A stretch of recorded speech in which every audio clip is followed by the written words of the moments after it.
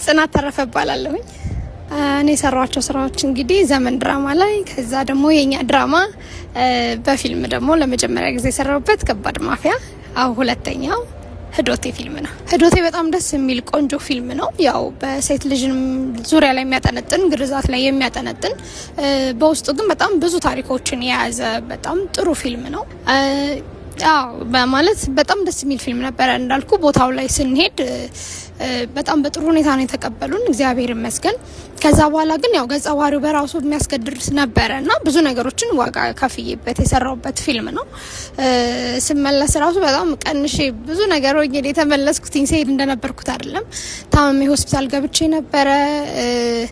ግልኮስ እየነቀልኩኝ ነበረ የምሰራው፣ ነቅዬ ይቀረጻለሁ። ከዛ ተመልሼ ሆስፒታል ገብቼ ነበር የምተኛው። ብዙ ፈተናዎችን አሳልፌበታለሁኝ እና በጣም ቀላል ነገር አልነበረም። ግን በጣም ደስ ብሎኝ አሞኝም ደስ ብሎኝ የሰራሁት በጣም ደስ የሚል ፊልም ነው። ካስት የተደረኩት ግን እንግዲህ ያው ደውለውልኝ ነው፣ ከቀለም ፊልም ፕሮዳክሽን ደውለውልኝ ካስት አድርገንሻል አሉኝ። ከዛ በኋላ ስክሪፕቱን ተቀብዬ ሳነበው ምንም አላንገራገርኩም ስክሪፕቱን ለመቀበል። ምክንያቱም የሁሉም ሰው ሴት የሆነ ሁሉ ሴትም ወንድም ለሁሉም የሚመለከተው፣ ሴት ላይም ቢሆን ትኩረት ያደረገው የሚመለከተው ጉዳይ ስለሆነ እሱን ተቀብዬ ሰርቻለሁኝ። ምክንያቱም በጣም ልብ የሚነካ ነው፣ የቀረ ነገር ነው ብዬ ያመንኩት ነገር ነበረ ቦታው ላይ ሲከናወን የነበረው እና በጣም የሚያዛዝን እና መቅረት ያለበት በግለሰብ ብቻ ሳይሆን በመንግስት ደረጃ ራሱ መቅረት አለበት ይሄ ነገር ብዬ አምናለሁ። ምክንያቱም ብዙ ተስፋ ያላቸው ሴቶች በየቤታቸው እየቀሩ ነው በዚህ ጉዳይ እና በጣም ልብ የሚነካ ፊልም ነው።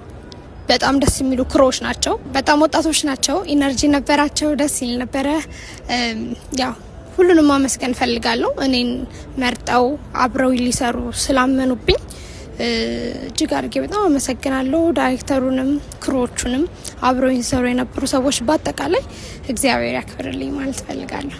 እንግዲህ ህዶቴ ያው የሚመረቀው ግንቦት 17 በአድዋ አዳራሽ ነው የሚመረቀው ከቀኑ 11 ሰዓት ላይ።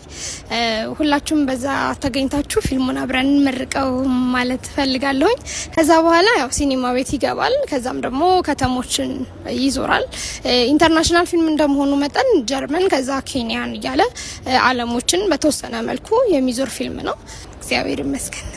እንግዲህ ህዶቴ ፊልም በግንቦት 17 በአድዋ አዳራሽ እንግዲህ ከቀኑ 11 ሰዓት በደማቅ ሁኔታ ይመረቃል።